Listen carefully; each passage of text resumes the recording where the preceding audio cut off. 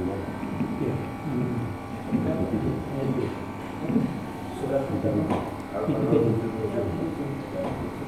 ya Bu? Iya 7.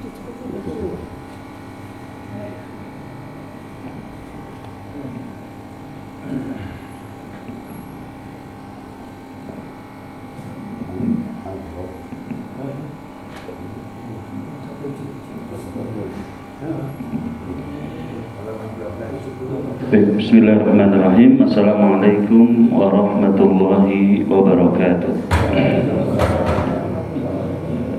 Seperti biasa, sebelum kita memulai kajian terlebih dahulu, kita tadarus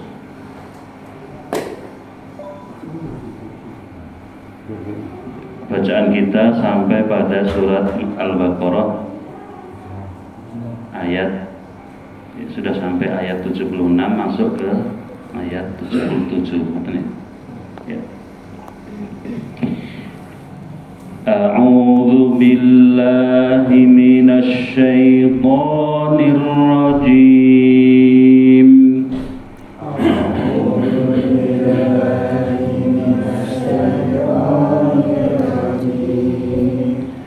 Bismillahirrahmanirrahim.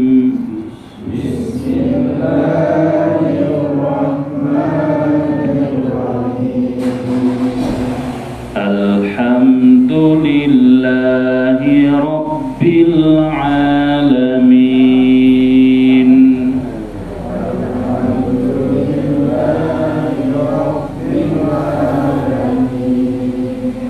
Ar-Rahmanir-Rahim.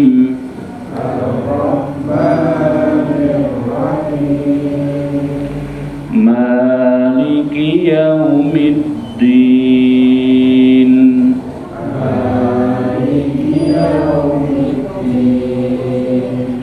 Iyyaka na'budu wa iyyaka nasta'in.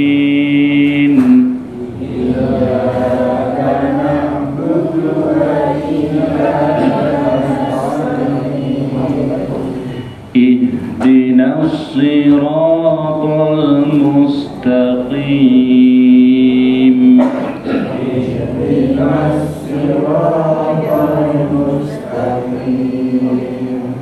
Siratal ladzina an'amta 'alaihim.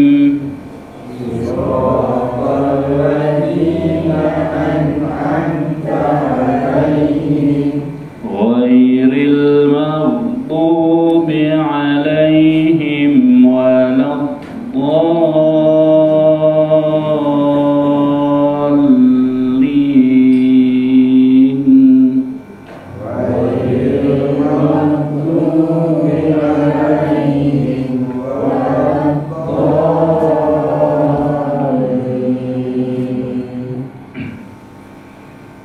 Awala ya'lamuna anna Allaha ya'lamu ma yusirruna wa ma yu'linun.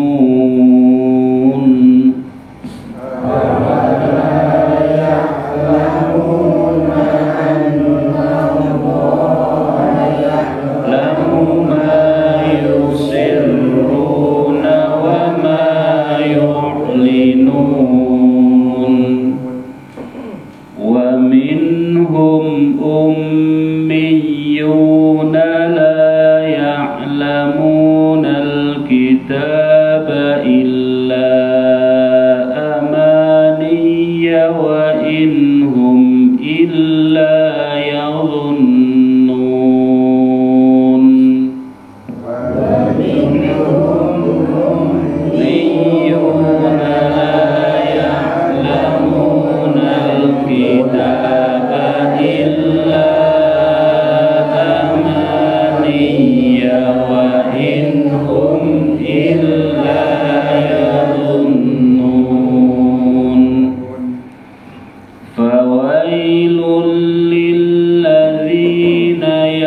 يكتبون الكتاب بأيديهم فويل للذين يكتبون الكتاب بأيديهم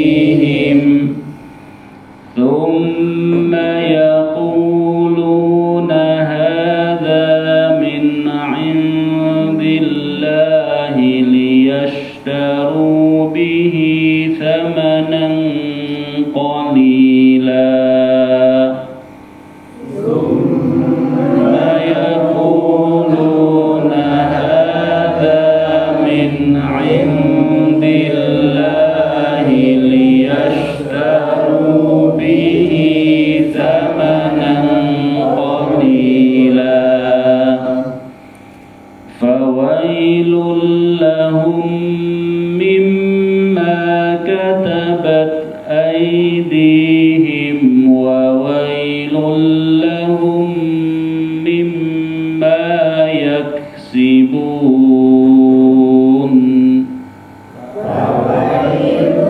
لهم مما كتبت أيديهم وويل لهم مما يكسبون وقالوا لن تمسنا النار إلا أياما معدودة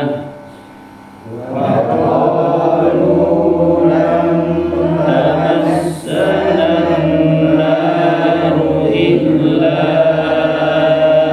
أياما معدودة قل أتخذتم عند الله عهدا فلن يخلف الله عهده أتخذتم عند الله عهدا فلن يخلف الله عهده أم تقولون على الله ما لا تعلمون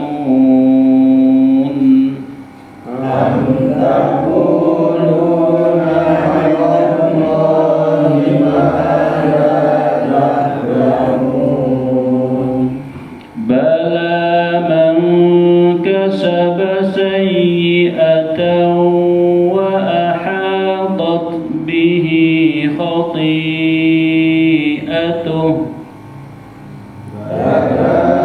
من كسب سيئة وأحاطت به خطيئته فأولئك أصحاب النار هم فيها خالدون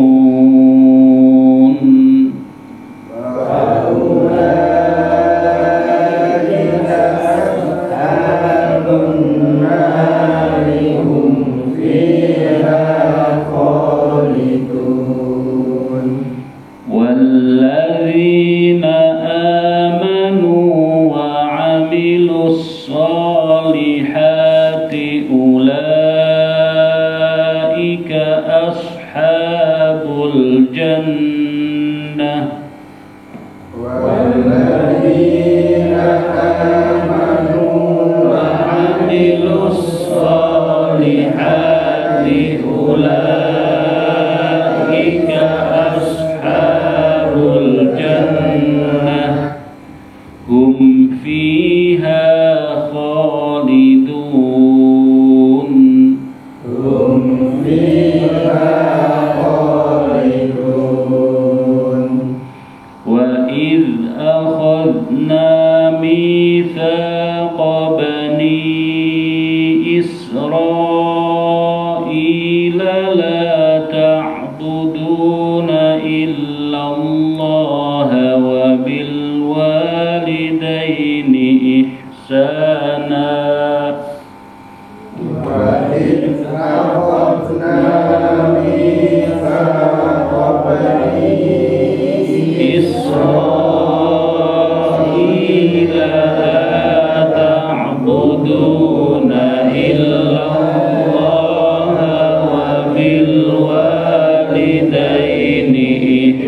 إحسانا وبالوالدين إحسانا وذي القربى واليتامى والمساكين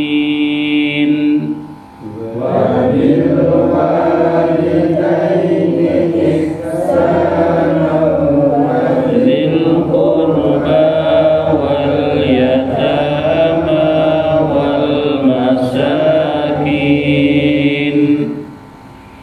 واليتامى والمساكين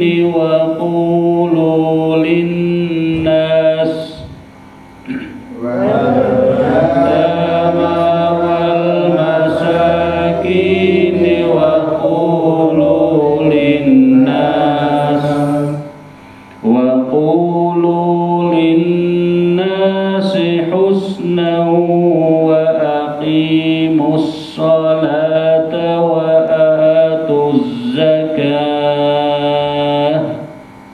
وقولوا للناس حسنا وأقيموا الصلاة وآتوا الزكاة ثم توليتم إلا قليلا منكم وأنتم معرضون ثم توليتم إلا قليلا منكم وأنتم معرضون.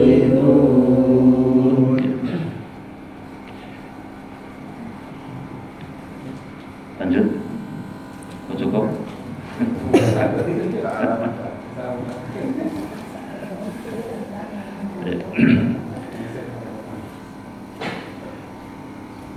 Innal hamdalillah nahmaduhu wa nasta'inuhu wa nastaghfiruh wa na'udzu billahi min shururi anfusina wa min sayyiati a'malina. Man yahdihillahu fala mudilla lahu wa man yudlil fala hadiya lahu. Wa asyhadu an la ilaha illallah wahdahu la syarika lah wa asyhadu anna Muhammadan abduhu wa rasuluh. Allahumma salli wa sallim wa barik ala Muhammad wa ala alihi wa ashabihi wa ala kulli man ihtada bihadihi wa istanna bi sunnatihi wa iktafa atharahu ila yaumiddin, amma ba'd. Ya ayyuhalladzina amanu taqullaha haqqa tuqatih wa la tamutunna illa wa antum muslimun. Bapak Ibu sekalian dirahmati Allah Subhanahu wa taala, mari terlebih dahulu kita manjatkan puja dan puji syukur kehadirat Allah Subhanahu wa taala atas segala nikmat dan karunia-Nya, dengan mengucapkan alhamdulillah, ucapkan puji syukur kehadirat Allah Subhanahu wa taala. Ya. Allahumma lakal hamdu kulluh wa lakas syukru kulluh. Yang mana pada pagi hari ini Allah mengizinkan kita meringankan badan kita untuk menghadiri pengajian rutin yang telah kita laksanakan dan kita selenggarakan. Dan semoga apa yang kita kerjakan dan kita lakukan, ya, langkah Bapak Ibu sekalian menuju ke majelis ini dan juga bacaan-bacaan Al-Quran yang kita lantunkan, ya, menjadi amal soleh untuk kita semuanya dan menjadi pemberat timbangan amal kebaikan kita masing-masing. Salawat dan salam adalah selalu kita curahkan kepada junjungan kita, panutan kita, Sri Teladan kita Nabiullah Muhammad Sallallahu Alaihi Wasallam, kepada keluarga beliau, sahabat-sahabat beliau, dan kepada siapa saja yang mengikuti petunjuk beliau hingga hari kiamat nanti. Bapak sekalian dirahmati Allah Subhanahu Wa Taala,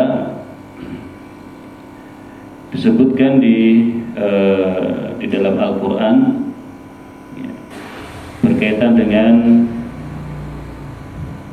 sebuah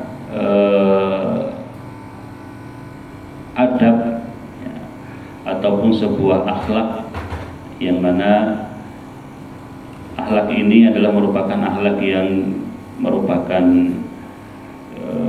akhlaknya sebagian ataupun kebanyakan dari orang-orang ahli kitab, khususnya adalah orang-orang Yahudi, kemudian juga akhlaknya orang-orang kafir, ya, dan juga akhlak tercela yang dimiliki oleh ya, sebagian kaum muslimin, sehingga kita diperingatkan dan disampaikan dalam Al-Quran maupun dalam hadis-hadis Nabi tentang tercelanya akhlak ini, ya. Tentang perintah untuk menjauhi akhlak ini, nah, yaitu akhlak su'udzon, ya, su'udzon, ya. Su' itu artinya buruk, adzon itu artinya sangkaan, ya, ataupun prasangka, yang mana ini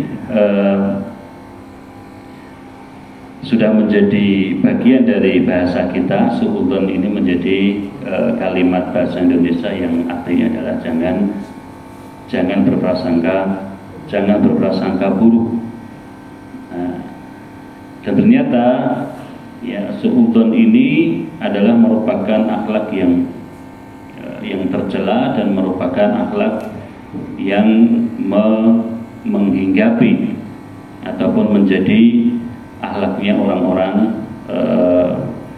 Yahudi, orang-orang ahli kitab, dan juga orang-orang kafir. Nah, di dalam Al-Quran, dalam surat Al-Hujurat, kita menemukan ayat yang menjelaskan tentang larangan su'udzon ini dengan firman Allah Subhanahu wa taala, ya ayyuhalladzina amanu ijtanibu katsiran minadh-dhonn inna ba'dadh-dhonni itsm. Wahai orang-orang yang beriman, jauhilah oleh kalian ya berprasangka, ya. Jadi banyak berprasangka. Ya ayyuhalladzina amanu ijtanibu katsiran minadh-dhonn, jauhilah oleh kalian dari banyak berprasangka. Kenapa? Karena inna ba'dadh-dhonni itsm. Karena sebagian dari prasangka itu adalah dosa. Ya. Kemudian ya, pada ayat itu Allah Subhanahu wa taala menyebutkan perkara-perkara yang itu bisa menyebabkan orang berprasangka. Ya, inna ba'dadh-dhonni itsm. Kemudian Allah katakan wala tajassasu wala yaghtab ba'dukum ba'dha. Nah, wala tajassasu, dan janganlah kalian memata-matai, ya. Kalian saling mencari-cari kesalahan sesama orang yang beriman, kesalahan orang lain, ya. Wala yaghtab ba'dukum ba'dha, dan janganlah kalian saling menghibah, ya, ataupun menceritakan, ya, membahas, membicarakan, ya, perkara atau sesuatu yang ada pada diri orang lain, yang mana orang tersebut tidak suka jika perkara itu diceritakan, ya. Wala yaghtab ba'dukum ba'dha. Kemudian Allah katakan ayuhibbu ahadukum an ya'kula lahma akhihi maitan fakarihtumu. Ya. Apakah kalian suka? Ya. Apakah kalian suka, ya, untuk memakan, ya, daging saudaranya, ya, yang sudah meninggal? Padahal itu adalah satu perkara yang kalian membencinya, tetapi ternyata banyak yang melakukannya, ya, karena ghibah itu adalah yang dikatakan oleh Allah Subhanahu wa taala dalam ayat ini adalah ibaratnya seperti memakan daging saudaranya yang sudah meninggal, Wa man lam yatub fa ulaika humul zalimun. Dan barang siapa yang tidak bertobat, maka mereka adalah orang-orang yang telah melakukan kezaliman. Mereka adalah orang-orang zalim. Ini menunjukkan bahwasanya dampak dari riba, ya. Jadi dampak dari riba itu tidak bisa selesai begitu saja, tetapi itu adalah sebuah perbuatan yang jika tidak dihalalkan ataupun tidak diselesaikan ketika di dunia, maka itu akan menjadi sebuah perkara yang besar di akhirat nanti. Ya. Dia akan dimintai pertanggungjawaban, ya. Dia akan dimintai pertanggungjawaban atas apa yang telah dia lakukan terhadap saudaranya. Ya. Dan salah satu cara untuk menyelesaikan perbuatan hibah yang telah dia lakukan adalah dengan apa? Dengan cara ketika di akhirat nanti, yaitu amal kebaikan orang yang menghibah, orang yang menggunjing itu akan diambil dan diberikan kepada orang yang telah dia gunjing ataupun telah dia ribai.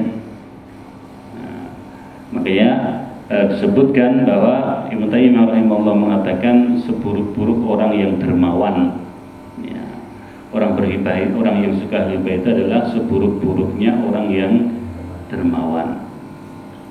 Kenapa? Karena ya seburuk-buruknya orang yang dermawan itu karena dia dengan mudahnya, dengan entengnya membagi-bagi amal solehnya, ya, kepada orang lain yang dia sendiri mungkin tidak menyadarinya. Nah, baguskan dari rahmat Allah Subhanahu wa taala,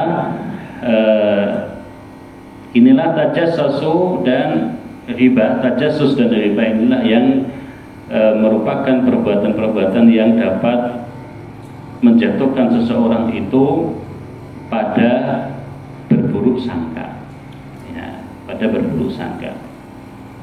Kenapa? Karena ketika seseorang itu memata-matai tajassus adalah memata-matai, ya, bisa dengan cara melihat kesehariannya secara langsung diawasi, atau bisa juga dengan melihat, kalau sekarang media sosial, ya, dilihat, kalau dia punya Facebook dia lihat Facebooknya, dia lihat Instagramnya, dia lihat medsos orang yang dia mata-matai tersebut. Nah, kemudian karena tidak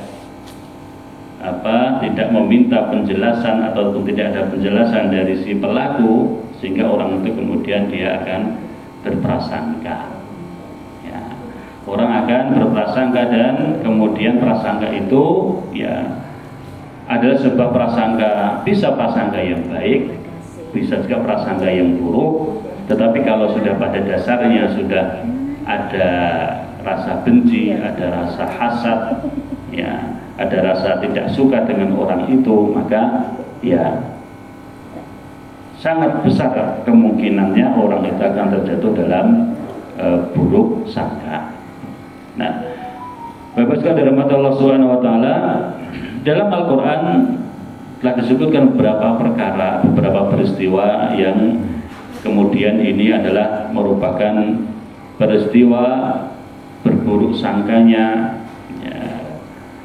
Yang pertama adalah berburuk sangkanya sebagian orang yang beriman, ya, yaitu pada peristiwa ataupun kasus yang menimpa Nabi kita Muhammad Sallallahu Alaihi Wasallam dengan istri beliau Aisyah radhiyallahu anha.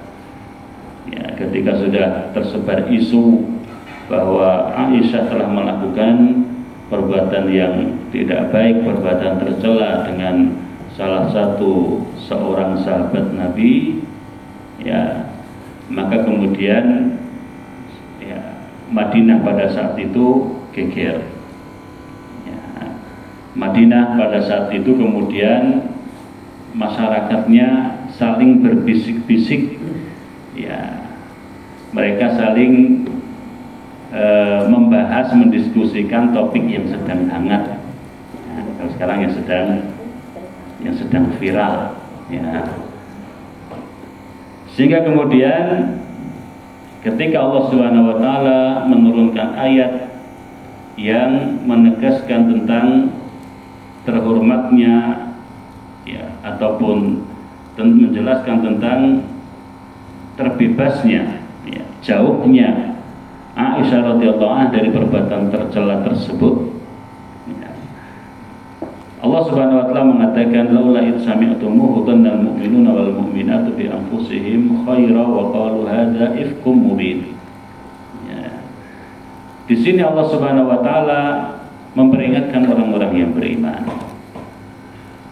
Yaitu apa? Ketika ada sesuatu yang itu kurang baik ya, dan menjadi pembicaraan dan perbincangan dari orang-orang ya, ataupun orang-orang membicarakan tentang kehormatan orang lain sesama orang yang beriman, maka hendaknya kita sebagai orang yang beriman mendahulukan husnudzon, mendahulukan berbaik sangka daripada berburuk sangka ya. Karena sesungguhnya hak seorang mukmin jika mendengar ya, tentang saudaranya ya, mendengar sesuatu tentang saudaranya, maka yang harus dibangun terlebih dahulu adalah ya prasangka baik dulu ya, prasangka baik dulu ya. Maka di sini kemudian Allah mengatakan bahwa hadza ifkum mubin, di antara bentuk yang kemudian membangun prasangka yang baik, husnudzon yang baik terhadap sesama orang yang beriman, khususnya kepada Aisyah radhiyallahu anha dan keluarganya, itu adalah langsung mengatakan ifkum mubin. Ini adalah kebohongan yang nyata. Ini adalah berita dusta. Ya. Kalau sekarang ya ini adalah berita hoax. Ya. Sekarang ini adalah berita dusta. Itu adalah hukum asalnya. Itu adalah hukum asalnya, terutama jika itu adalah berkaitan dengan orang-orang yang beriman. Ya. Kemudian juga peristiwa yang terjadi yaitu pada saat ya, perang Badar. Ya. Jadi pada saat perang ya, di mana disebutkan tsumma anzala 'alaikum min ba'dil ghammi amanatan nu'asa yaghsha dha'ifatan minkum ya ila akhir ayat. Ya. Di sini Allah Subhanahu wa taala menyebutkan dalam surat Ali Imran ayat 154 ya. Di mana Ibnu Qayyim mengatakan adzon atau prasangka dalam ayat ini ditafsirkan ya, yaitu dengan penafsiran orang-orang yang memiliki buruk sangka kepada Allah Subhanahu wa taala, terutama orang-orang munafik. Nah, ya, orang-orang munafik yang mana orang-orang munafik ini berburuk sangka kepada Allah Subhanahu wa taala dengan menyebarkan berita, menyebarkan kabar-kabar yang itu adalah bentuk provokasi bahwasanya Allah tidak akan menolong Rasulnya ya, bahwa Allah Subhanahu wa taala tidak akan memenangkan ya Rasulullah SAW beserta para sahabat di perang tersebut ya. Ini kebiasaan orang-orang munafik ya. Jadi kebiasaan orang-orang munafik ya, ketika Rasulullah SAW dan para sahabatnya mempersiapkan untuk berperang menghadapi musuh ya, orang-orang munafik ini selalu memainkan peran utamanya, karena pada saat itulah mereka tampak sifat aslinya ya. Jadi termasuk diantara ciri orang munafik itu adalah akan tampak sifat aslinya, akan tampak keburukannya ketika ya berada pada peristiwa yang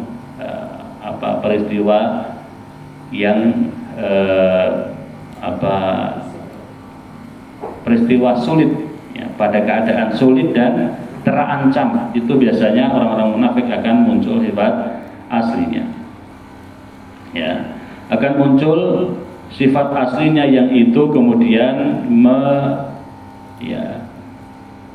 membuat sebagian para sahabat Nabi akan ada sebagian yang terpengaruh, namun sebagian besar juga tidak. Sebagian besar mereka tidak terpengaruh dengan provokasi dan ucapan-ucapan dari orang-orang munafik. Nah, maka ini juga merupakan sebuah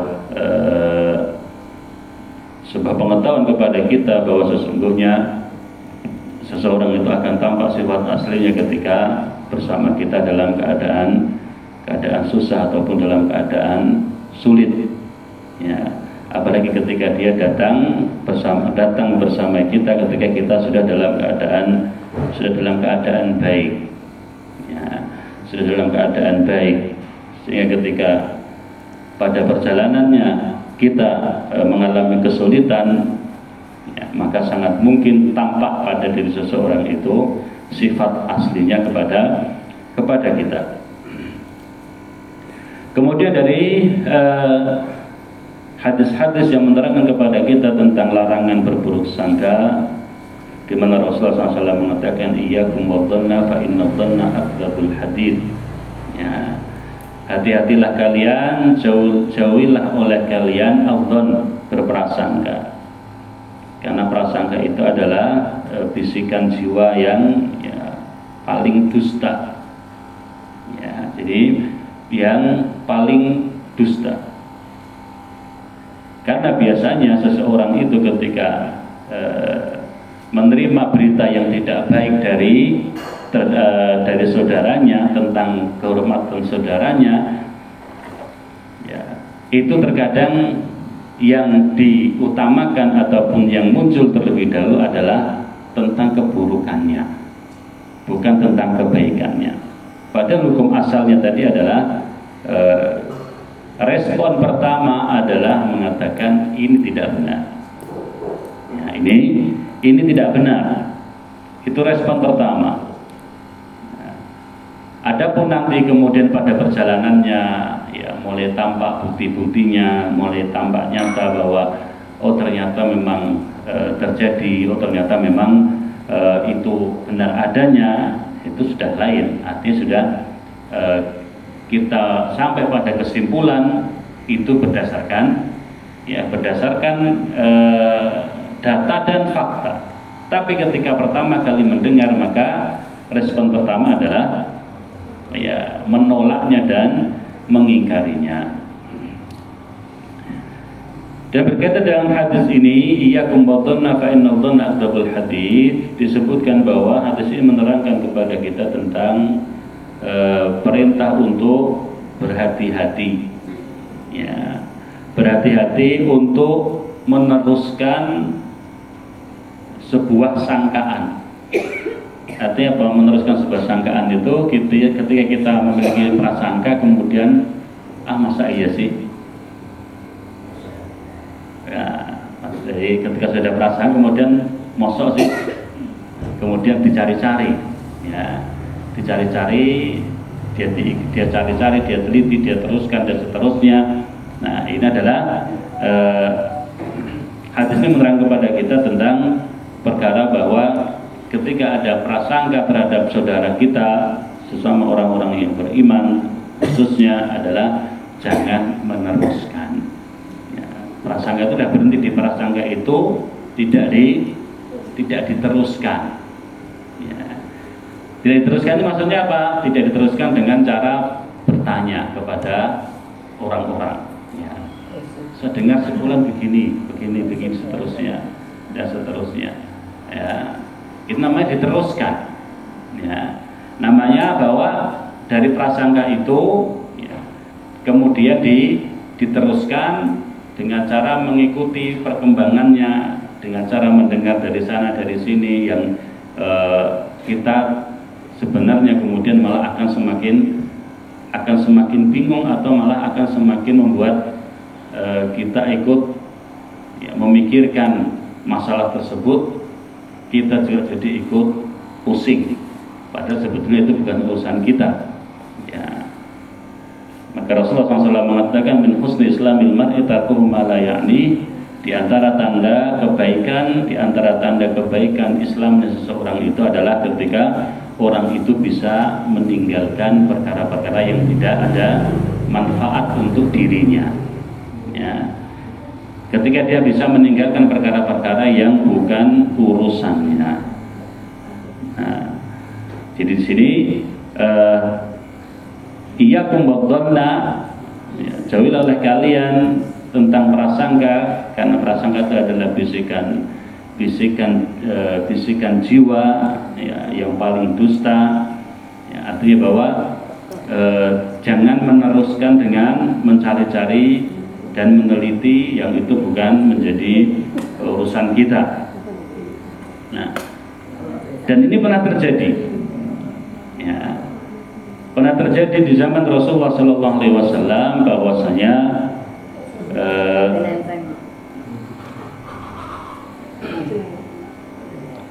pada saat itu Rasulullah SAW bersama istri beliau Sofia, ya, bersama istri beliau Sofia. Nah,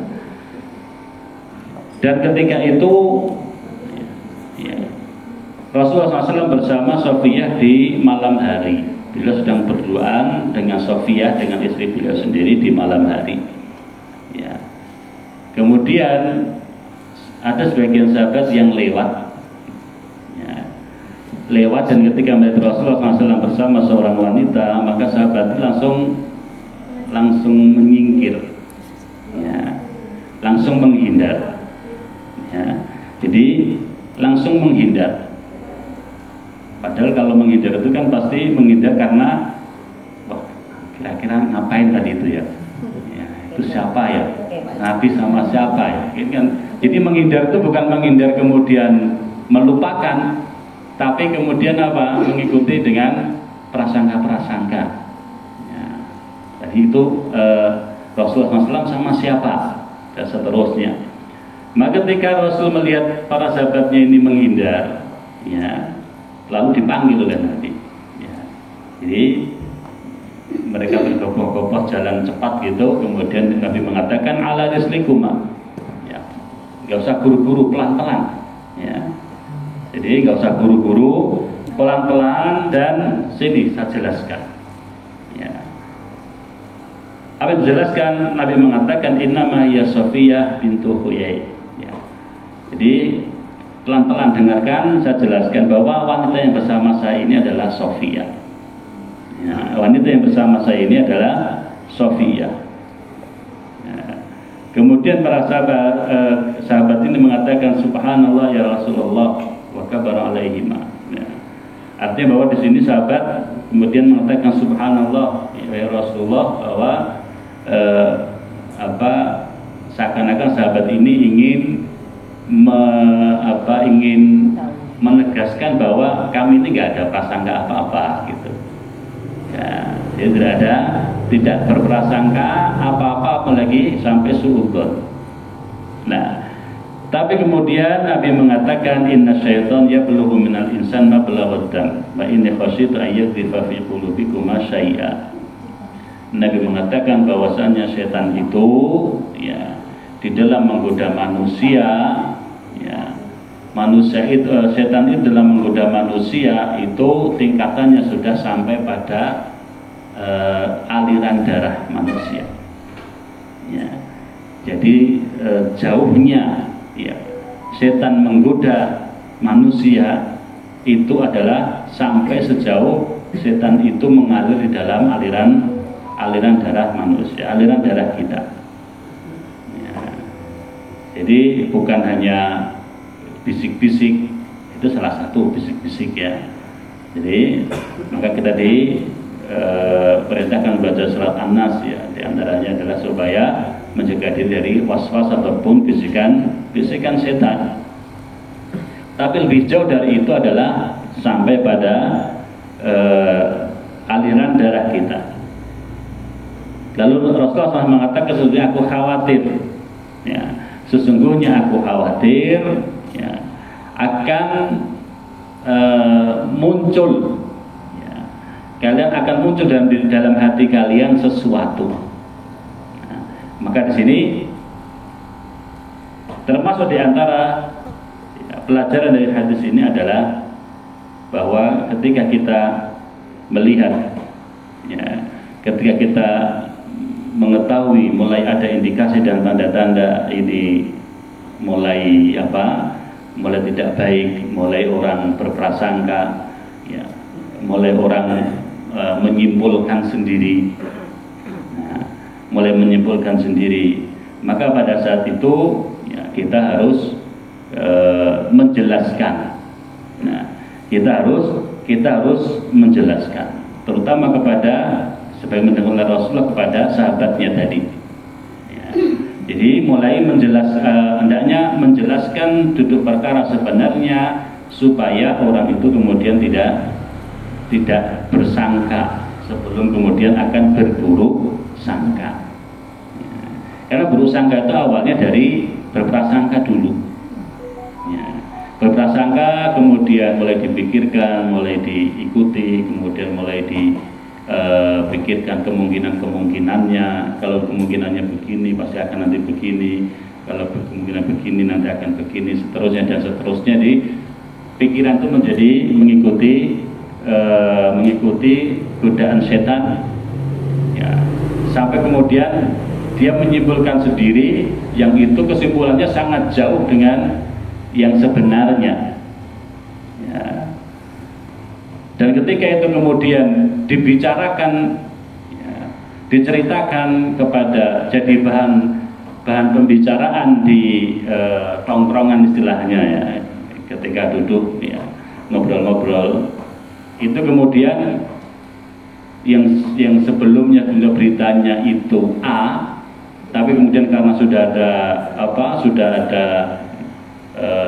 analisa sudah ada kemungkinan sudah dibahas, kemudian kesimpulan A itu kemudian berganti hari sudah jadi B, bahkan sudah jadi Z, ya. Maka ini lepaskan dari rahmat Allah Subhanahu wa taala, ya, pentingnya bagi kita untuk menjauhi berprasangka, ya. Berprasangka saja itu diperintahkan untuk menjauhinya, ya, apalagi ya, berprasangka buruk. Nah, lepaskan dari rahmat Allah Subhanahu wa taala, ya. Berkaitan dengan berprasangka buruk ini, sebagaimana kita sampaikan dan dari ayat-ayat dan hadis-hadis tadi menunjukkan bahwa prasangka buruk ini adalah sesuatu akhlak tercela yang diharamkan. Ya, akhlak tercela yang diharamkan bahkan bisa menyebabkan seseorang terjatuh ke dalam dosa besar jika prasangka buruk itu berkaitan dengan kehormatan sesama orang yang beriman. Ya. Jadi berkaitan berhubungan dengan kehormatan orang yang beriman. Nah, lalu buruk sangka itu bisa terjadi, ya, di mana saja. Ya. Buruk sangka itu bisa menghinggapi seorang manusia pada semua hal. Ya, pada semua hal, baik pada dia berburuk sangka, ya, dengan hewan peliharaannya, ya. Jadi dia bisa berusaha ketika hewan peliharaannya kok ini biasanya bertelur, kok nggak bertelur, ini biasanya berkicau kok tidak berkicau. Kalau orang tidak ada pikiran yang buruk, pasti kalau misalnya tidak berkicau itu ya mungkin begini seterusnya. Tapi kalau dia pikiran buruk, wah jangan-jangan dari malam ada orang yang berusaha untuk nyuri sampai kemudian burungnya stres, nggak mau berkicau. Ya. Jadi ini adalah suudzon itu bisa muncul dalam semua hal, hampir dalam semua hal. Ya. Bahkan terhadap diri sendiri.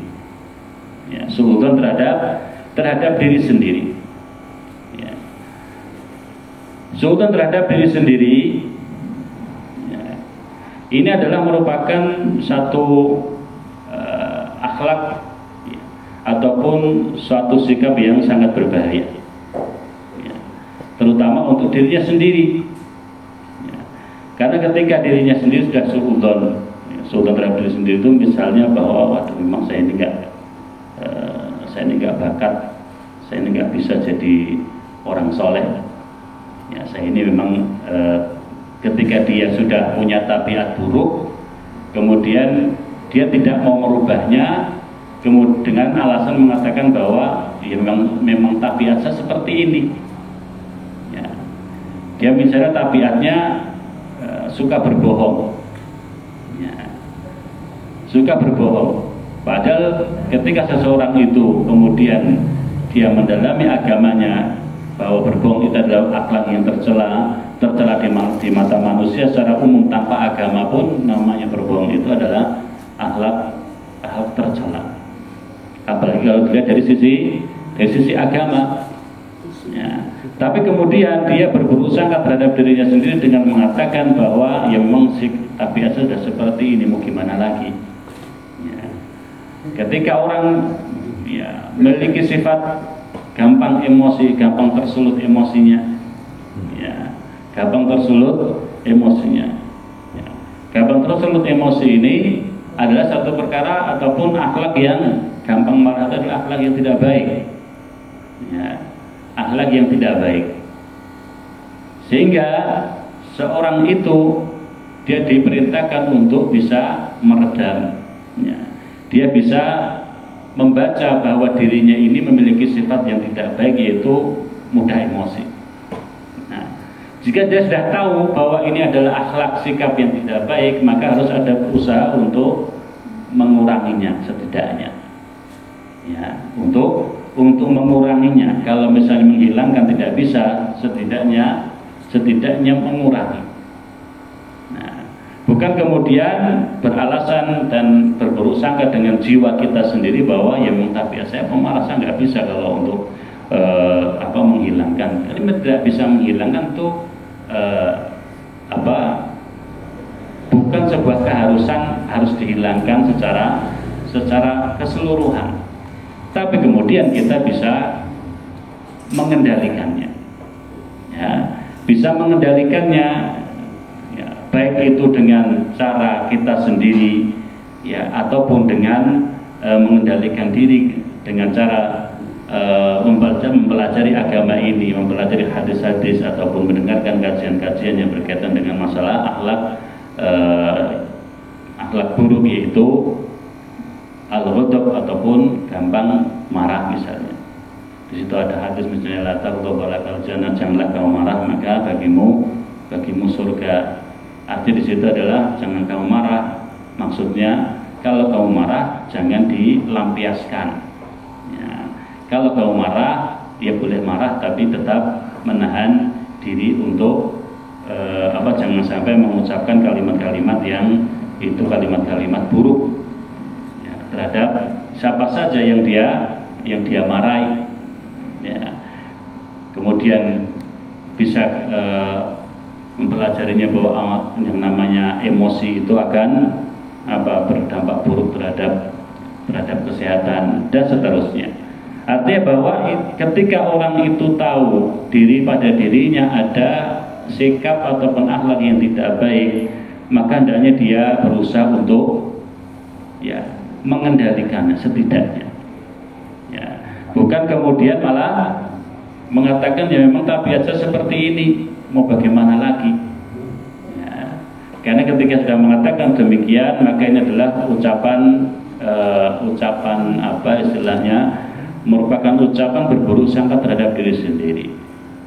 Padahal yang namanya jiwa, yang namanya sikap, ya, yang namanya sifat itu sebetulnya bisa, ya, seandainya tidak bisa dirubah secara keseluruhan, tapi bisa dikendalikan. Asal kita mau dan berusaha. Nah, bagusnya dari rahmat Allah Subhanahu wa taala. Mengapa Allah di dalam agama kita diharamkan untuk bersuudzon ataupun untuk berburuk sangka kepada sesama, ya, karena buruk sangka itu banyak efek negatifnya. Ya, banyak dampak negatif yang akan dialami oleh orang tersebut ataupun yang dialami oleh orang yang dia sudah berburuk sangka kepadanya, ataupun efek buruk terhadap orang-orang yang ada di sekitar. Nah, karena apa? Karena suudzon atau buruk sangka itu akan menyebabkan akhlak-akhlak tercela yang lainnya. Ya. Seperti apa? Seperti dari suudzon itu akan muncul ya, sifat-sifat tercela, misalnya sifat dengki, ya, sifat iri, ya, sifat saling membenci, ya, ataupun sifat bakhil, kikir, ya, ataupun sifat-sifat lain yang itu tidak baik.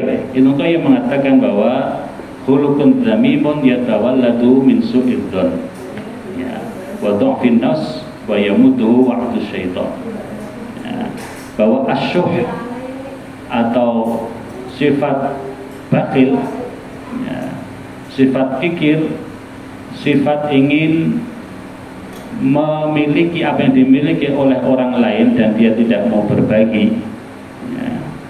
Jadi kan sifat bakhil itu ada tingkatan-tingkatannya. Kikir itu ada tingkatan-tingkatannya. Tingkatan tertinggi adalah dia tidak mau berbagi dan dia ingin mengambil apa yang ada pada orang lain. Nah, itu asyuh. Nah, ini adalah merupakan satu akhlak tercela yang muncul salah satu disebabkan karena buruk sangka, karena suudzon. Ya. Dan disebutkan bahwa tumbuhnya, munculnya, ya, rasa saling membenci, ya, munculnya rasa saling membenci, saling iri dalam diri sesama itu adalah ya sebagian disebabkan karena suudzon ataupun karena buruk sangka. Ya.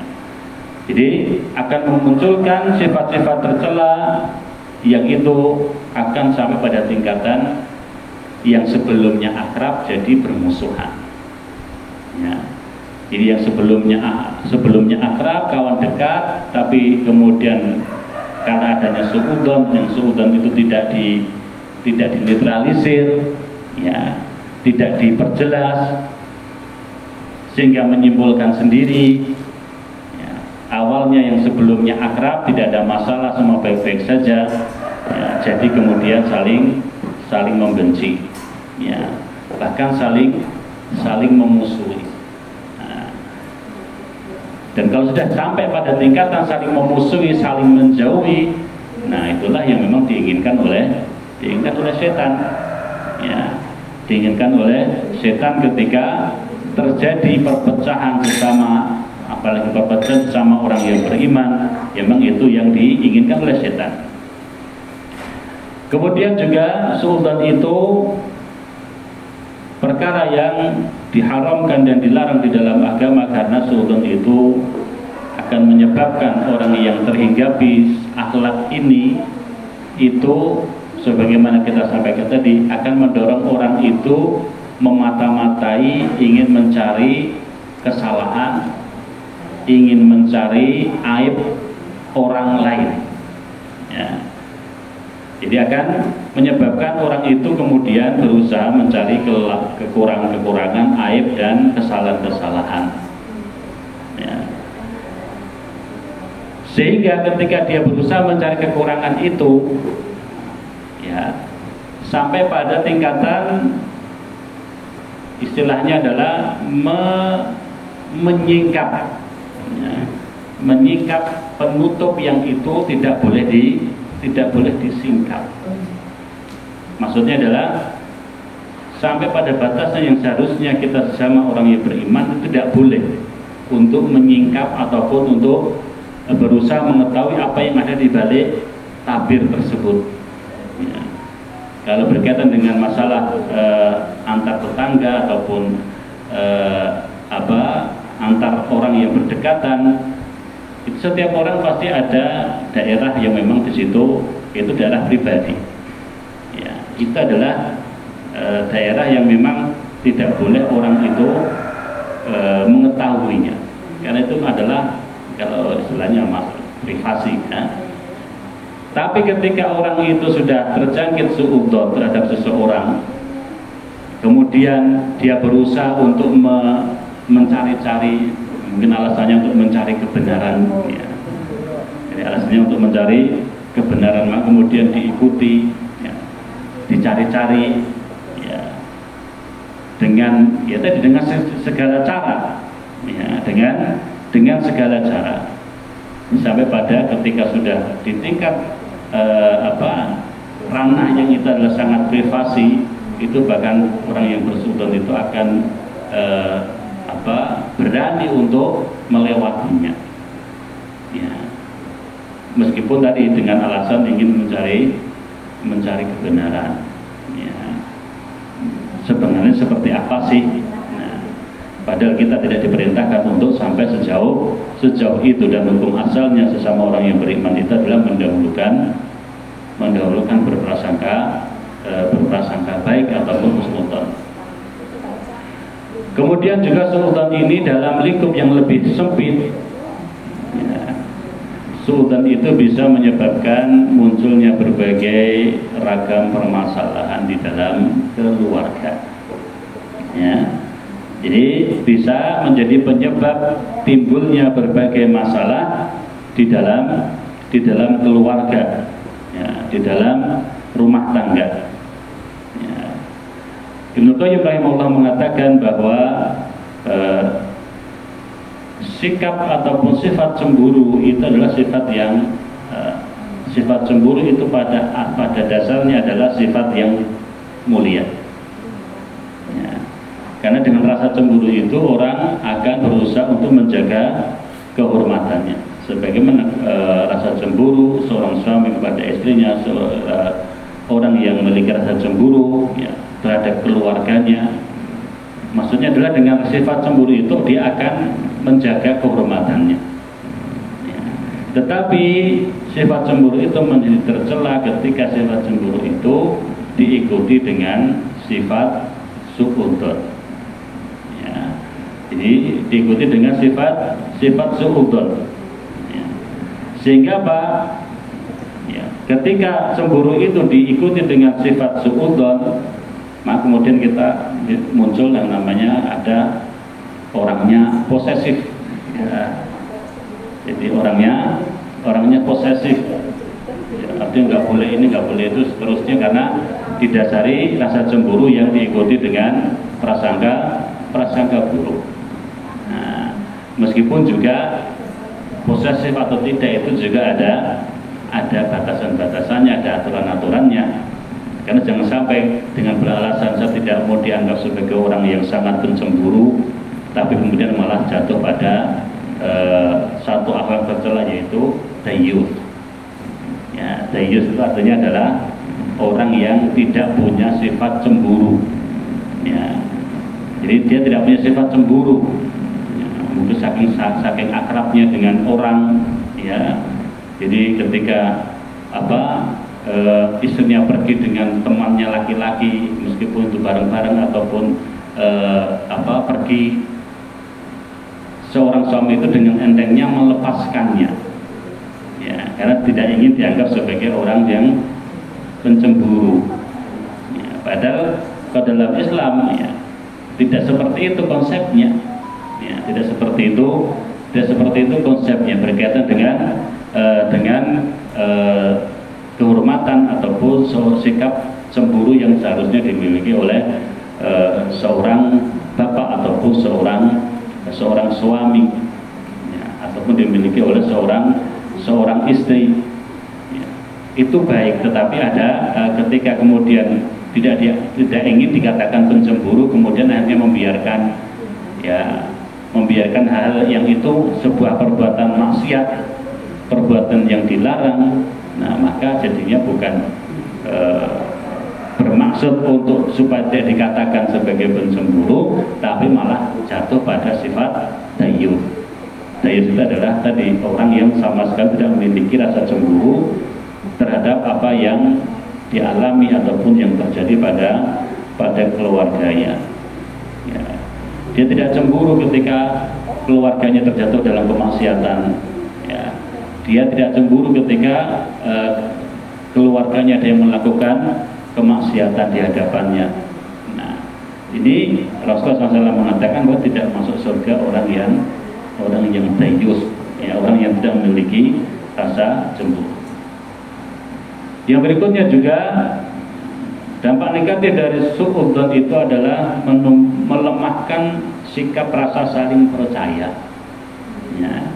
Jadi melemahkan sikap rasa saling mempercayai sesama orang yang beriman.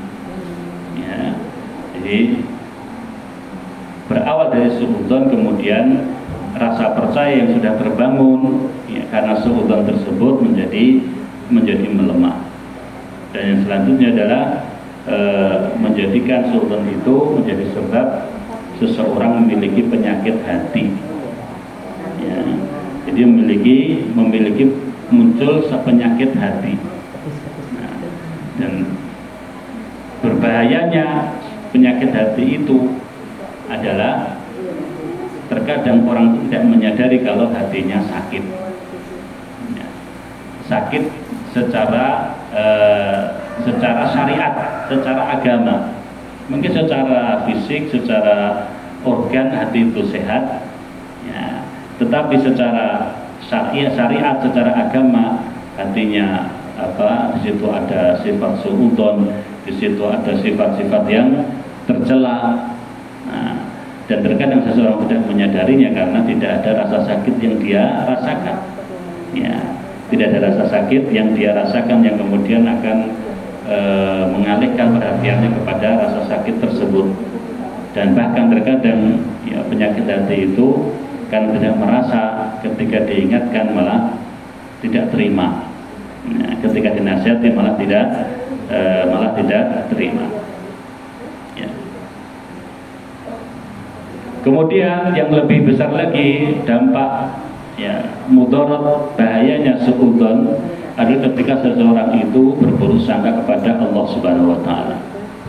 Karena ketika seseorang berburuk sangka kepada Allah, buruk sangka kepada Allah itu akan bisa menyebabkan orang tersebut jatuh ke dalam kesyirikan. Ya, jatuh ke dalam kesyirikan, jatuh ke dalam kesesatan, disebabkan karena buruk sangka kepada Allah Subhanahu wa taala. Seperti buruk sangkanya orang-orang kafir, ya, di mana mereka mengatakan, ya, ataupun mereka yang berbuat maksiat kepada Allah Subhanahu wa taala, ya, nanti di hari kiamat, ya, di hari kiamat Allah katakan bahwa ketika manusia berada di hadapan Allah di hari kiamat nanti, lisan akan ditutup. Jadi lidah tidak bisa berbicara, tapi yang berbicara adalah kulit, yang berbicara adalah tangan, yang berbicara adalah telinga, yang berbicara adalah, intinya lisan ini ditutup, tidak boleh bicara. Nah, kemudian salah satu penyebabnya adalah ya, mengapa mereka berbuat maksiat, mengapa mereka melakukan kesyirikan ketika hidup di dunia ini, karena mereka berburuk sangka kepada Allah Subhanahu wa taala. Di antara buruk sangkanya mereka kepada Allah adalah bahwa tidak semua apa yang dilakukan itu diketahui oleh Allah. Ya, tidak semua yang dilakukan, yang kita lakukan itu diketahui oleh Allah. Itu adalah buruk sangka bahwa Allah tidak maha mengetahui. Ya. Kemudian ya, buruk sangka yang lain yang kemudian menyebabkan dia terjatuh ke dalam kesyirikan. Ya. Kalau dalam kesyirikan misalnya ketika bahwa yang mengatur alam semesta itu memang Allah Subhanahu wa taala, tapi Allah itu tapi ada unsur lainnya. Ada unsur lainnya yang mengatur alam semesta ini selain Allah. Maka dia diagungkan, dia telah diibadahi. Ya, kemudian dia disesajeni, kalau secara realnya dia disesajeni, dia diberikan persembahan-persembahan yang itu diniatkan ibadah, padahal ibadah itu adalah untuk Allah Subhanahu wa taala. dan memberi sesaji dan sebagainya dan sejenisnya, itu adalah merupakan bentuk membuat tandingan untuk terhadap Allah Subhanahu wa taala. Demikian pula sekutu kepada Allah itu menyebabkan seseorang bisa terjatuh dalam mendapatkan laknat dari Allah Subhanahu wa taala. Bapak sekalian dirahmati Allah Subhanahu wa taala, demikian yang bisa kita sampaikan pada kesempatan kali ini berkaitan dengan masalah suudzon. Dan suudzon itu bukan sesuatu yang harus kita hindari secara penuh, ya. Tapi ketika kita terjatuh pada sifat berprasangka itu, maka sifat asal kita adalah mengambil sisi baiknya, bukan mengambil sisi buruknya, ya. Karena memang kita ada hawa nafsu itulah yang mendorong terkadang kita berprasangka. Cuma bagaimana ketika kita bisa bersikap yang baik ketika kita ada posisi di berprasangka buruk atau pada posisi yang tidak baik tersebut, ya. Dan semoga kita jauhkan dari sifat-sifat yang tercela, yang adalah sifat berprasangka buruk terhadap Allah, berprasangka buruk terhadap Rasulnya, berprasangka buruk terhadap orang-orang yang beriman, dan bahkan berprasangka buruk terhadap diri kita sendiri. Demikian, terima kasih atas perhatian, mohon maaf atas kekurangan. Wassalamualaikum warahmatullahi wabarakatuh. Wa akhiru da'wana alhamdulillahirabbil alamin. Assalamualaikum warahmatullahi wabarakatuh.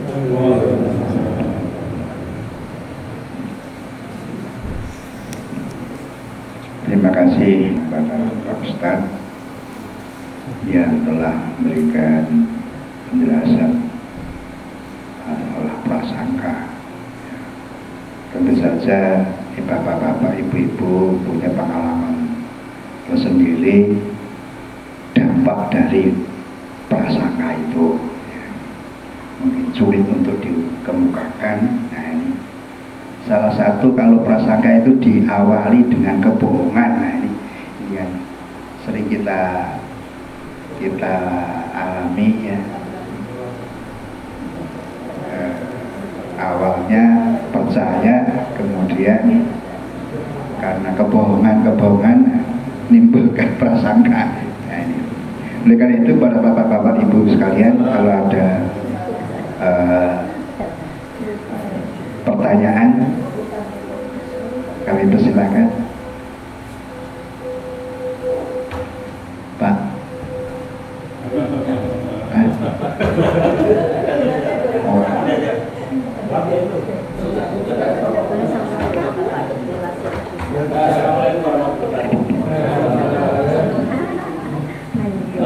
Saya bertanya itu tadi masalah gibah, Pak. Gibah itu cerita paling asik, Pak, itu.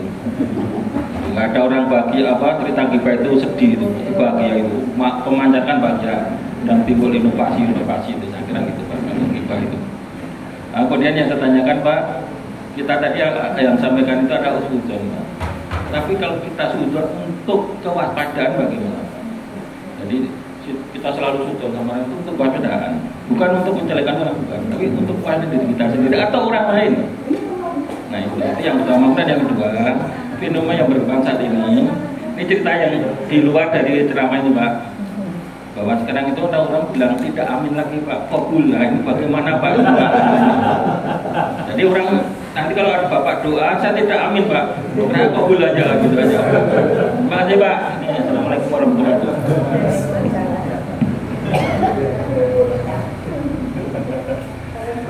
Ya, ngerempet ini. Ya, baik. Yang pertama kaitan dengan masalah, ya memang antara suudzon dengan waspada itu adalah dua hal yang berbeda. Suudzon itu adalah prasangka buruk yang tidak memiliki dasar, ya, tidak ada indikasi-indikasi kuat, ya, tidak ada tanda-tanda yang kemudian kita bisa sampai pada satu kesimpulan, ya.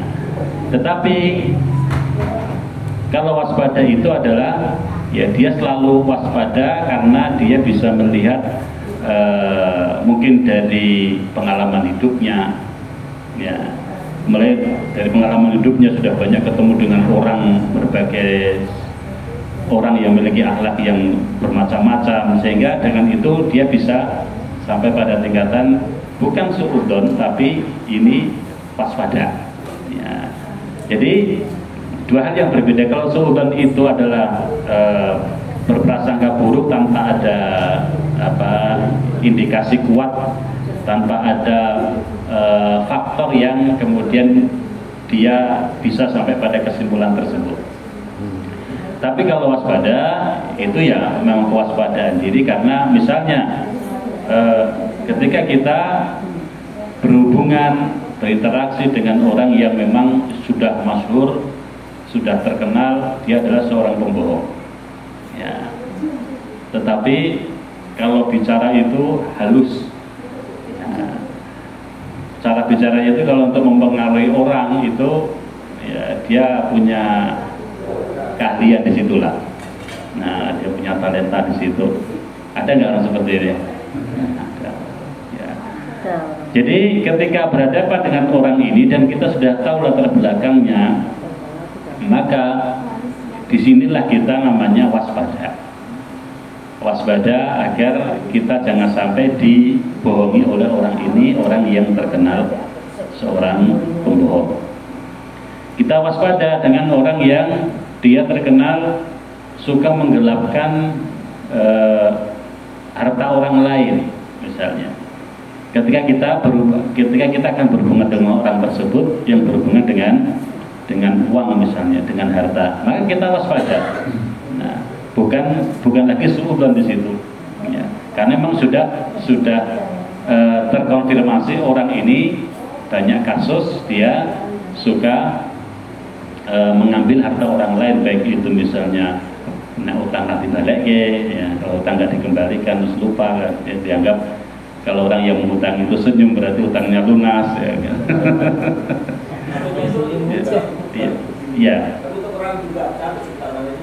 Ya.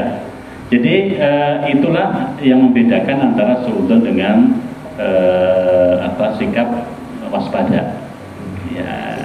Jadi sikap waspada itu mengambil yang jelas-jelas saja, ya, mengambil yang jelas-jelas saja supaya kita tidak terjatuh pada hal-hal yang dapat mencelakai kita ataupun dapat merugikan kita. Ya, tapi kalau suudzon tadi kan memang tidak diikuti dengan data-data, tidak diikuti dengan, jadi lebih mendahulukan pada emosinya saja. Itu namanya suudzon ya. Itu perbedaan antara waspada dengan berburuk sangka ya. Jadi ada perbedaan yang mendasar di dua sikap tersebut. Kemudian apa tadi? Amin. Yang jelas kalau dalam hadis, kalau berdoa itu aminu fa aminu, maka aminkanlah gitu. Tidak ada kabulkanlah.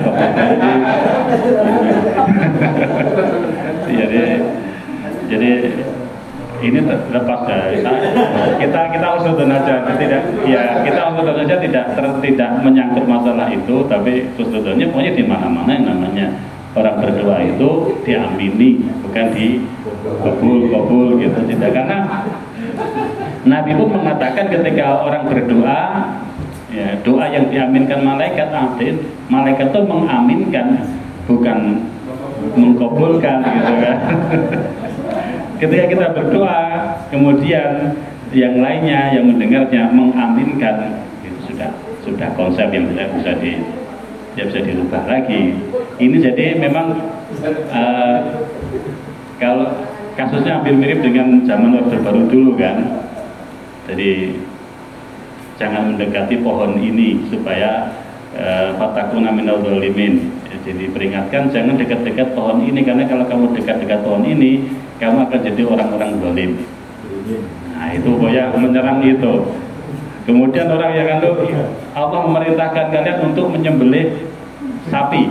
Nah, sapi harus disembelih, banteng itu harus disembelih. Nah, ini kan mempermainkan ayat yang itu sangat berbahaya. Nah, ini juga mirip-mirip ya, meskipun tidak separah yang ini, karena sudah mengambil ayat dengan penafsiran yang ya semaunya sendiri dengan hawa nafsunya. Tapi kalau hukum asalnya ya tetap yang namanya doa itu itu Pak. Jadi ini termasuk ulama bukan yang Iya. Oh jelas hadisnya malaikat mengamininya. Ya hadisnya jelas yang mengatakan mengaminkan. Gitu. Terima kasih.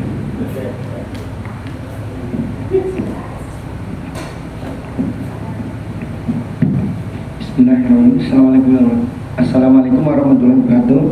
Dan saya mau mempertajam lagi untuk sambutan tuan rumah, insya Allah nanti sampaikan di grup aja. Ini pertanyaan ini pertanyaan untuk menajamkan dari tadi pertanyaannya itu. Ini kan kaitannya dengan tahun politik, tahun kampanye. Itu kan kita itu banyak berhibah, membicarakan orang kalau benar katanya hibah, kalau salah fitnah. Nah, ini yang benar aja nggak boleh, tapi ada kaidah juga bahwa orang mukmin yang tahu kebenaran tidak mau menyampaikan itu ibaratnya setan bisu. Nah ini kaitannya dengan tahun kampanye ini, kalau nggak menyampaikan kebenaran kan berarti kita itu ibaratnya setan bisu. Itu gimana untuk menjelaskan Ustaz ini? Mungkin itu ya untuk mempertajam tadi pertanyaan Amin.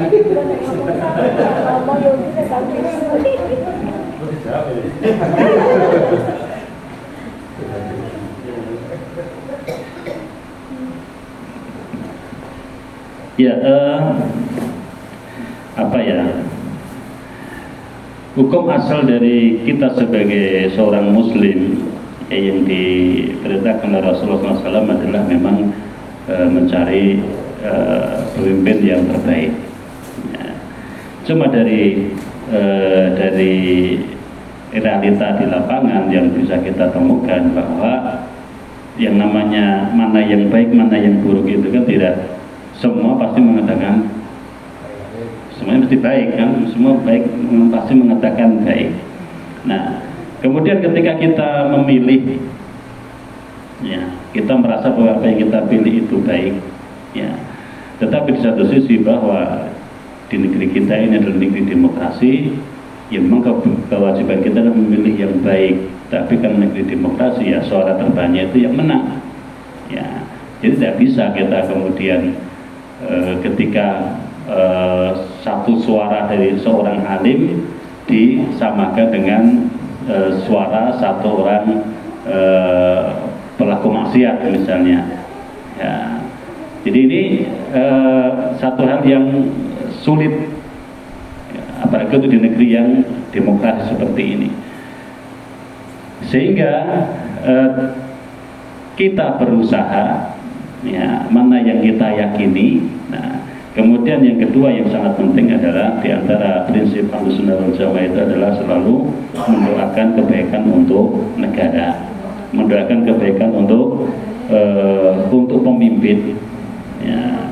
Jadi yang berikutnya masalah kalau tadi sampai syaitonun akhros itu kan itu riwayat hadisnya hadis yang tidak jelas itu Pak. Jadi orang yang diam ketika ada kemungkaran kemudian dia diam adalah setan bisu, ya itu apa riwayat yang tidak benar. Kalau misalnya itu dikatakan sebagai hadis Nabi, ya kalau dikatakan sebagai hadis Nabi maka itu adalah hadis yang lemah ataupun dikatakan sebagai lemah, hadis yang tidak ada urutan sanadnya, ini siapa yang membawa hadis itu, siapa dari sahabat siapa, itu tidak ada. Nah, maka dalam hal ini kita perlu bersikap hati-hati, tidak tergesa-gesa dan juga tidak mudah menyimpulkan, apalagi ketika semuanya kita melihatnya abu-abu, ya, melihatnya abu-abu, ya, sehingga ya kembali kepada diri kita masing-masing, karena kalau kemudian mengikuti ayo pilih ini atau enggak ya, pilih si fulan, pilih si ini, tapi ya kita sendiri sebetulnya secara lapangan, secara realita juga bisa melihat siapa sih yang sebetulnya yang bisa dipilih gitu. dari segi kemampuannya, ya, dari segi pengetahuannya, ya, dari segi bisa membedakan asam folat sama asam itu kan pengetahuannya kan ya. Jadi ya kembali kepada diri kita masing-masing. Tapi yang paling prinsip bagi kita setiap orang yang beriman adalah mendoakan kebaikan untuk siapapun dari pemimpin yang terpilih. Nah, yang kedua mendoakan kebaikan untuk negeri kita ini. Itu adalah prinsip dasarnya, ya. Sehingga siapapun pemimpinnya, karena demokrasi itu sudah tidak bisa diharapkan kebaikannya selama suara seorang ulama itu sama dengan suara seorang koruptor, seorang pencuri, seorang pelaku maksiat. Itu sudah nggak ada kebaikan di situ. Dan realitanya di tempat kita kan sama, ya, satu suara seorang alim, seorang yang berilmu, orang yang baik itu sama dengan mereka para yang memiliki sikap dan sifat yang buruk. Dan memang kalau dalam masalah ini banyak sekali kepentingan-kepentingan, dan kalau kita perhatikan bahwa yang namanya pemilihan-pemilihan seperti ini yang paling sukses ya tim sukses, ya. Tim sukses itu kalau jagoannya kalah dia sudah sukses dapat duit dari calonnya, dari jagonya, ya. Kalau menang jagoannya dia dapat lagi gitu ya.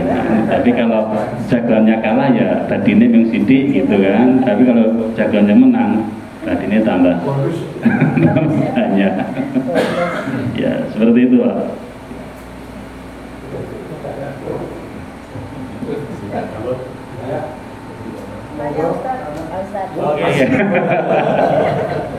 Pak Ustadz, ini mungkin di luar dari bahasan tadi terkait Palestina sama Gaza. Sebenarnya saya ingin tahu aja selain karena keyakinan ya mungkin, apakah juga ada alasan lain selain ekspansi, atau karena Gaza itu subur atau kaya sumber daya alamnya, atau gimana Ustaz? Gitu aja. Sudah pernah di sana kok. Gimana, udah siap sampai asar atau gimana? Iya. Ya berkaitan dengan Palestina, sebetulnya ini kan sudah berjalan bahkan ke berabad-abad. Ya sudah tanah yang diperebutkan itu sudah berlangsung lama, bahkan sejak zamannya Nabi Musa, ya sejak zamannya Nabi Musa itu ada yang mengatakan ketika Nabi Musa diperintahkan oleh Allah untuk menghuni satu tempat, tempat itu adalah di Palestina ya, tapi kemudian pengikutnya Nabi Musa menolaknya, ya di dalam Al-Quran disebutkan bahwa Allah perintahkan untuk menghuni tempat tersebut, negeri tersebut, tapi pengikutnya Nabi Musa menolaknya dengan alasan bahwa negeri itu dihuni di dalamnya orang-orang yang kuat, orang-orang yang bengis, orang-orang yang kejam. Artinya orang-orang pengikutnya Nabi Musa itu nggak mau ikut berperang, nggak mau berperang melawan orang-orang itu. Padahal Allah katakan untuk menempati tempat tersebut, sampai kemudian mereka pengikut Nabi Musa mengatakan, wahai Musa, silakan kamu pergi ke tempat itu, ya. Silakan kamu berperang dengan orang-orang yang ada di negeri itu. Sedangkan kami tak duduk aja lah di sini. Ya, ya innaha huna qa'idun. Ya. Jadi silakan kamu wahai Musa dengan orang-orang yang percaya sama kamu berperang menempati negeri itu. Kalau kami tak duduk di sini saja. Ya, karena secara kemampuan dan kekuatan jelas kita ini kalah dengan mereka. Sampai kemudian mereka tidak mengikuti perintah Allah. Lalu kemudian oleh Allah mereka diberikan siksa berupa yatihuna fil ardh. Ya, mereka tersesat di bumi ini, tidak tahu arah, tidak tahu kemana melangkah, ya, dalam kesesatan selama 40 tahun. Jadi kesesatan di sini adalah kebingungan di bumi ini, ya, di tempat yang dia pijak, yang mereka pijak. Ya. Dan selanjutnya Gaza Palestina dengan Israel ini juga syarat dengan politik, ya, yang kita tidak tahu kebenarannya karena semua media akan menyampaikan Ya, hampir bisa dikatakan saat ini adalah tidak ada yang namanya media yang benar-benar netral. Ya, bahkan sekelas Al Jazeera segala ya media internasional itu bisa kita katakan tidak benar-benar bisa netral. Jadi siapa yang membayar yaitu yang disampaikan beritanya. Maka yang prinsip bagi kita adalah bahwa penindasan orang-orang Israel kepada penduduk Palestina itu adalah sebuah kezaliman. Ya, itu adalah sebuah kezaliman. Apa perkara kemudian kan itu simpang siur itu banyak pendapat. Ada yang mengatakan kenapa orang Palestina itu sudah tahu tidak punya kekuatan, tidak mampu melawan, kenapa nggak hijrah saja? Ya, nggak meninggalkan tempat itu. Orang mengatakan ini pun ada dalilnya sebetulnya. Dalam Al-Quran kan Ardullahi wasi'atan fatuhajiru fiha, mengatakan bahwa negeri Allah, bumi Allah ini sangat luas, maka silahkan kalian hijrah dan tinggalkan tempat tersebut kalau kalian menjadi orang yang lemah, yang tidak bisa melawan dan tidak bisa menjalankan kewajiban-kewajiban sebagai orang yang beriman. Nanti tidak bisa sholat, tidak bisa menegakkan syiar Islam di situ, maka berhijrahlah. Dia mengatakan demikian. Ada yang mengatakan nggak bisa, ini kan tanah miliknya rakyat Palestina yang harus dipertahankan, sebagaimana halnya rakyat Indonesia melawan Belanda karena mempertahankan tanah negerinya, ya, tanah airnya. Dan orang yang mempertahankan negerinya dan mati itu mati syahid, karena Rasulullah mengatakan mangqutila duna mali fahuwa syahid. Barang siapa yang meninggal terbunuh karena membela mempertahankan hartanya, dia mati dalam keadaan syahid. Nah, jadi masing-masing ada punya argumen yaitu menjadi sebuah diskusi panjang. Nah, yang repot itu adalah orang-orang sumbu pendek. Kalau nggak ikut ini berarti jelas ini salah, jika ini jelas salah, ya. Sehingga kemudian terjadi perdebatan, saling tumbuh rasa kebencian dan mengatakan yang tidak mendukung Palestina, yang tidak ikut demo, yang tidak ikut penggalangan dana di jalan-jalan itu orang-orang yang tidak mendukung Palestina. Jadi orang yang mendukung Palestina itu yang ikut demo, yang ini. Ya, sebetulnya setiap orang punya cara masing-masing untuk mendukung Palestina. Nah, sehingga dalam hal ini banyak hal yang bisa kita lakukan, ya, banyak yang bisa kita lakukan, misalnya dengan memberikan bantuan kepada rakyat Palestina yang mereka sangat membutuhkan, ya, memberi bantuan yang kita miliki yang bisa kita berikan, meskipun kemudian muncul isu lagi bantuan kita tidak pernah sampai karena dikorupsi, ya, oleh pemerintahan Palestina, oleh pemerintahnya sendiri. Bantuan tidak sampai karena dirampas oleh Israel ketika perjalanan menuju Palestina dan sebagainya. Nah, mana yang mau kita percaya? Nah, maka di sini kita perlu berhati-hati dalam bersikap ataupun berpendapat, terutama pendapat dan sikap yang itu kita sampaikan secara terbuka. Ya, ini pada dasarnya kita mendoakan rakyat Palestina, kita memberikan bantuan semampu kita melalui lembaga-lembaga yang terpercaya, yang bisa kita percayai.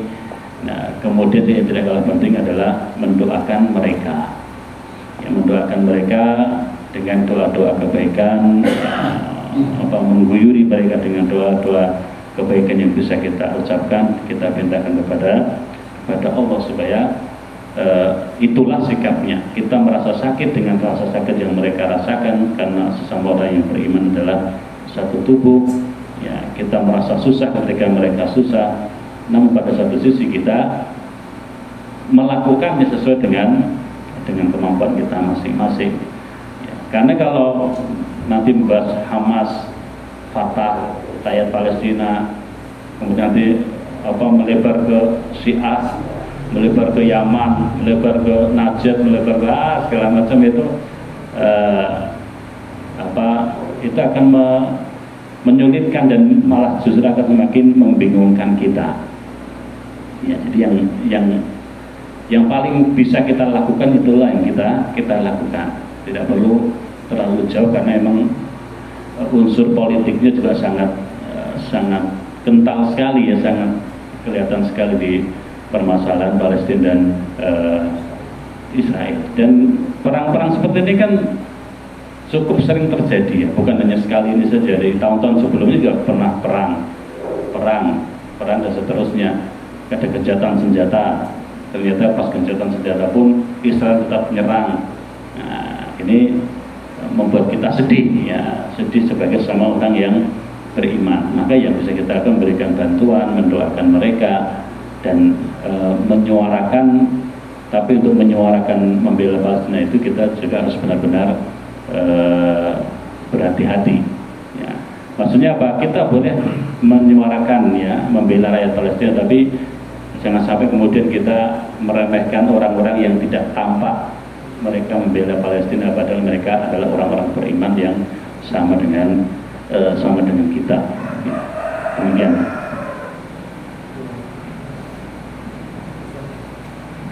Doa dulu. Oh iya.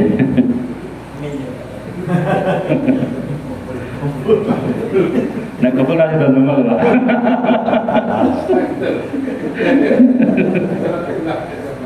Ya. Baik, Bapak Ibu sekalian, kita berdoa kepada Allah Subhanahu wa taala untuk kebaikan diri kita, kebaikan keluarga kita, kebaikan kaum muslimin secara umum dan juga kebaikan negeri kita ini. A'udzubillahi minasyaitonirrajim. Bismillahirrahmanirrahim. Alhamdulillahirabbil alamin, hamdan syakirin, hamdan na'imin, hamdan yuwafi ni'amahu wa yukafi'u mazidah. Ya rabbana lakal hamdu kama yanbaghi li jalali wajhikal karim wa 'azimi sultanik. Allahumma shalli ala Muhammad wa sallim wa radhiyallahu ta'ala an kulli sahabati Rasulillah ajma'in walhamdulillahi rabbil alamin. Allahumma ighfir lil mu'minina wal mu'minat wal muslimina wal muslimat al ahya'i minhum wal amwat innaka sami'un qaribun mujibud da'wat wa ya qadiyal hajat. Allahumma inna nas'aluka bi anna nashhadu annaka antallah la ilaha illa antal ahadus samad alladzi lam yalid wa lam yulad wa lam yakul lahu kufuwan ahad. Rabbana zalamna anfusana wa illam taghfir lana wa tarhamna lanakunanna minal khasirin.